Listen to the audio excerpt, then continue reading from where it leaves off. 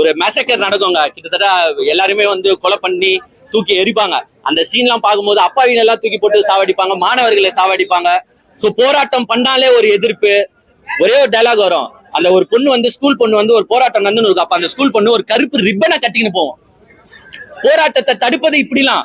கருப்பு ரிப்பன் கூட இருக்கக்கூடாது, கருப்பு ரிப்பனை கழட்டி விட்டுருவாங்க குழந்தையில இருந்து, குழந்தை தலையில இருந்து. அப்ப சிவகார்த்திகேயன் மேல இருந்து பேசுவாரு, நாங்க கருப்பு கொடி காட்டினா நீங்க என்ன கைது செய்வீங்கன்னா என் தலைமுடி கூட கருப்பு தாண்டா, என்ன பண்ணுவீங்கன்னு. கீழே இருக்கிறவன் கை தட்டுறான். ஏன்னா அவனுக்கு புரியுது, அந்த வலி அவனுக்கு புரியுது.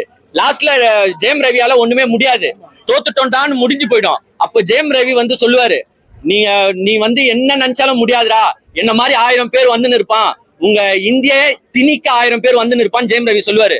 அப்ப சிவகார்த்திகேயன் ஒரே டைலாக் தான், நீங்க எத்தனை பேர் வேணாலும் கிளம்பி வாங்கடா, உங்களை எதிர்க்க என் பேரன் பேத்தி இங்க இருப்பான். நம்ம டைலாக் தெரியுமா, கத்துறான்.